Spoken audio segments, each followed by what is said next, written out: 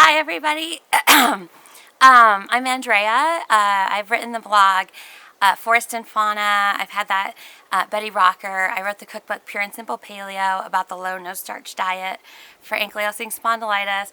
I was a paid writer at Ankylosing Spondylitis News for a short time until that site took a break. I've been featured in Spondylitis Plus magazine. I was a really active member at kickass.org. I joined back in 2012, so that was like 9 years ago. So I've been since about 9 years ago, and even prior to that, actually, when I was battling just irritable bowel disease before the AS diagnosis too, I was really public online and always sharing recipes that were helping me on the simple carbohydrate diet called the SCD diet, which was actually around before paleo really came about. So then I went to paleo, and I've done raw food, I've done no starch. And 3 years ago, I just stopped blogging about all of it and just walked away from it and really started to focus on living in the moment and just really enjoying my life and really a path to enlightenment that I wasn't finding on the internet and I wasn't finding in Facebook groups and blog comments and Instagram. It was just all like really became really weighty. So for 3 years, I just really didn't think about anything online except for a few quick posts or updates. And I didn't really expect to come back and talk about AS again publicly, because that, even though it had crippled my spine and fused so much of it together from my SI joints, lumbar, thoracic, as all shows fusion on all the x-rays I had, or MRIs and x-rays that were done going back 10 years ago, and the limited range of motion I had and the rheumatologist I saw.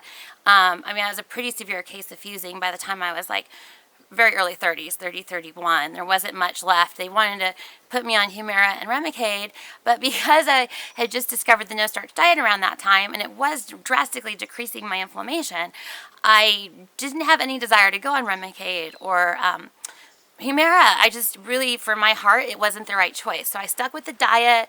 I later, thank God, integrated cannabis, medical marijuana, when that became legal in Oregon a few years ago. That became like a godsend. And I actually currently work on weed farms part-time. And I travel the rest of the time hanging out at hot springs and resorts, high on weed and taking different, mind, like psychedelics, and I'll get into that more because that's part of this healing. But the basic things I want to share with people on this AS journey is, like, I'm coming to you from someone who's been dealing with AS for 22 years. The symptoms of limping and not being able to walk right, and the scoliosis started to set in, and the fusing started 20 years back. It took 10 years by the time I was 30 to actually get the diagnosis, and now I'm 42. So I've been living with, consciously aware of this disease that's turning my bones and soft connective tissue in my spine to brittle bone. And I even have a full-blown osteoporosis was shown on my bone labs in my 30s. And so I've been, anyway, I'm coming to you right now to just share some wisdom that is helping me unfuse my spine and reverse AS. And just very excited because I'm not here to get famous. I don't really, not here to be a know-it-all about it. I just want to pass forward some information that I've come across through my life's I feel like it was divinely blessed to me, because I've been on such an amazing path that feels so enlightened that even my body healing has been just part of this enlightenment. And, if that makes sense. Like, it's all intertwined. Like, our body, we have to learn how to consciously, like, love our body, which is a hard state to get to when your body hurts and feels like it's trying to slowly kill you. But let's get into what's really helping me, the building blocks that I wish I integrated 20 years ago. I think I could have prevented all this fusing and decades of pain and depression that goes along with being in a limited range of motion. So again, like I said, I used to be very active with the AS online. I was one of the main group members in the Low No Starch Diet on Facebook back when we had a handful of people. I think there are 10,000 plus members now. I haven't been active for years, though, because I just chose to focus on my own life. I started eating high starch again. I've been eating starchy food for like 3 or 4 years. It has been amazing. It doesn't hurt my stomach. I had no additional side effects from it. Once I'd healed my gut, it was like, okay. But I had not healed the fusion yet, and I just found the missing piece to undo the fusion. And that's why I'm here, because what a damn miracle. Like, miracles are real. I know people are going to be like, oh, she didn't infuse AS. It's impossible.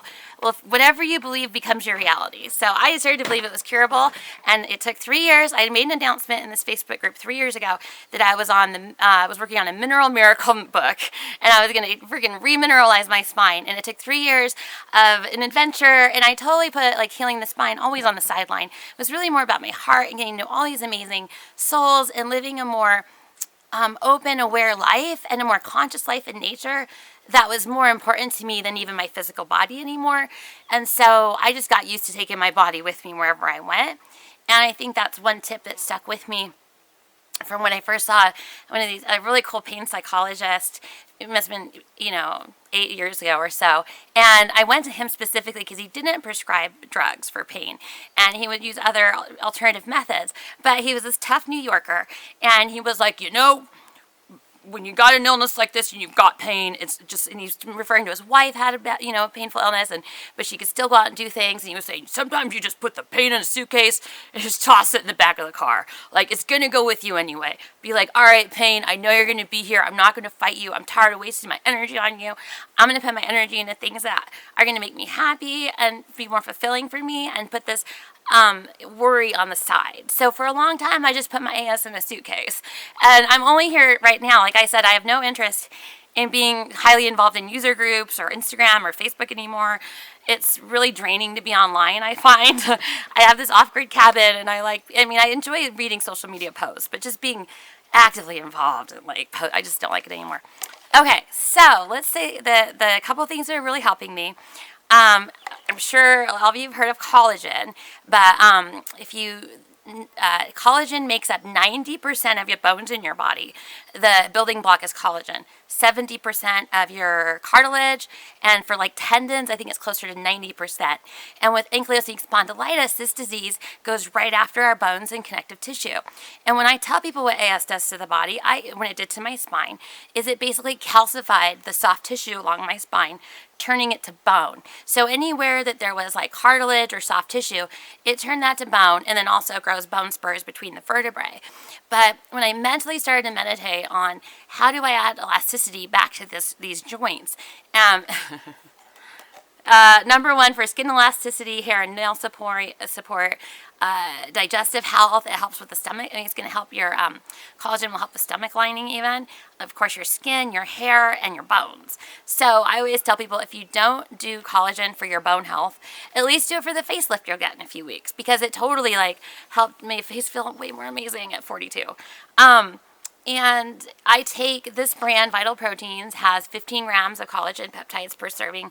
And so you want to hit, and it works out to like 14 technical grams of protein. You want to go for brands that have like 14 to 20 grams of serving, and at least have a serving a day with AS, I think. And it maybe not even jump it up if you're really feeling painful and tight, two servings, maybe 3, a day. And because it took about 6 months of adding collagen to my diet to where all of a sudden, about a month ago, a few weeks ago, I started waking up and I was like, Unfusing. Like, my neck used to not be able to move this much. I couldn't do this anymore. I couldn't put my arms up here anymore.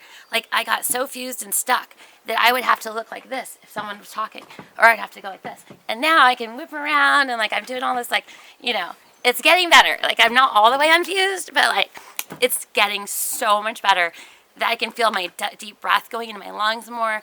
My neck's coming up. And so that's why I'm so excited. But collagen, I don't think alone was the main reason why this happened. I think because when it really catapulted into this healing is I've been working on weed farms in Oregon. And in Oregon, psychedelic mushrooms are now legal too. And I'm going to show you a diagram of what the brain looks like normal, and then what the brain looks like with psilocybin from psychedelic mushrooms. And it just lights up a super highway of connectivity. And because our bodies evolved out of fungal mass, like fungal beings, fungus is the oldest living consciousness going back, they estimate 6 billion years, and they say that we started to evolve 2 million years ago out of that as our life form, but we still came out of a fungal network, a fungal being. The whole forest is tied to giant fungal masses that live in the soil. Like, the fungus itself is the largest living organism on Earth. They can be thousands of acres wide. I'll link to a video Paul Stamets does talking about mushrooms mushrooms and how they're so key in our healing, and how these certain mushrooms, even the non-psychedelic, the ones you can buy in the store, like the, we'll say gourmet mushrooms or medicinal, that won't make you hallucinate, they'll just make you feel good. Those are showing, like lion's mane is showing amazing results when they're reversing dementia and Alzheimer's and places where the neurons and the networks of the brain stop firing 100%. So if you take someone with AS, they've got a brittle bone disease, they're so depleted of collagen that their body is stealing it from your own bones and cartilage. It's almost like taking all the elasticity out, and your skin gets all dry and icky because your stomach is all inflamed and leaky gut because you've got no collagen in your system. But so with the collagen and then the mushrooms that know how to network and are the building block network superhighway information highway of the body, you put those two together and it's like, and I want to just say one reference here to explain this. They were working, what Paul Stamets told this story on a video, and they were working on a subway system of Tokyo, and it was with all the street, I believe it had all the subways and roads, and the engineers were trying to figure out new traffic patterns to deal with this population growth. And they took the same map of the streets and they put the fungus's favorite foods to eat at the major waypoints where there were intersections where, anyway, crossing had to happen and rerouting. And so this fungus, they put it on the map, and at first it just spread out and just investigated everything like a big blob. Then it woke up and made these superhighways and made a more efficient design system than the engineers and man was able to make. The fungus made this network showing like how it could just move and do this. So that's what we're talking about for our healing our AS. We're tapping into something that is a building block to restore these networks and to take the ingredients that we're eating in our normal diet and our collagen and like super get the body operating back on like a super divine robot kind of level rather than kind of just a weak disease level. So the lion's mane, it's no accident, I think, that it looks like a brain. And I buy this powder currently at like grocery outlet. I think it's like $6, and it's just 50 servings. And you put a third teaspoon, which I do, a giant teaspoon, in my morning drink.